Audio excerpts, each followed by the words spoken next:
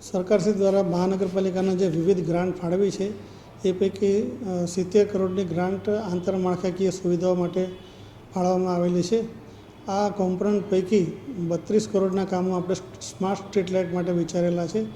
એમાં શહેરની મોટાભાગની લાઇટો છે એ રિપેર બદલવામાં આવશે અને કેટલોક પોર્શન છે એમાં જે સ્ટ્રીટ લાઇટ છે સ્માર્ટ પ્રકારની નાખવામાં આવશે। એમાં ઓફિસમાં બેઠા બેઠા કંટ્રોલ રૂમમાં સાધનોની મદદથી એ લાઇટો ચાલુ બંધ કરી શકે એ પણ વ્યવસ્થા કરવામાં આવશે।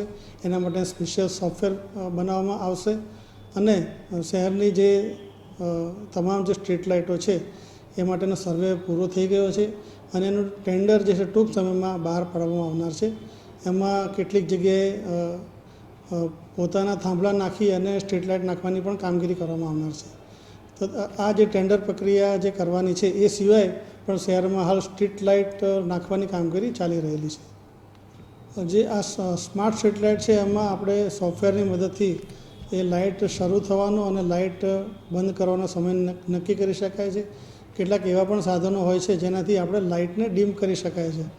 એટલે એ કેટલું વાયેબલ થાય છે એ પ્રમાણે આપણે પદ્ધતિઓ નક્કી કરીને સ્માર્ટ સ્ટ્રીટ લાઇટને નાખવાની કામગીરી આપણે હાથ ધરવાના છીએ।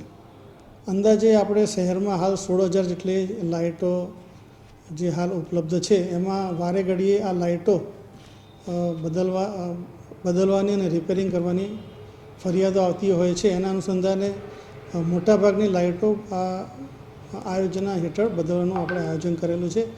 વધુમાં શહેરમાં અત્યારે સીસીટીવી કેમેરા ઘણી ઓછી જગ્યાએ લગાડવામાં આવેલા છે। આ પેકેજની અંદર સીસીટીવી કેમેરા પણ અમુક જગ્યાએ ઇન્સ્ટોલ કરવામાં આવશે। એમાં 2 પ્રકારના કેમેરા હોય છે। એક પ્રકારના કેમેરા એવા હોય છે કે જેને આપણે 360 અને આપણે ફેરવી શકીએ, ઝૂમ ઇન અને ઝૂમ આઉટ કરી શકીએ। એના લીધે આપણને ઘણી બધી સુવિધાઓ પણ એનાથી ઉપલબ્ધ થનાર છે।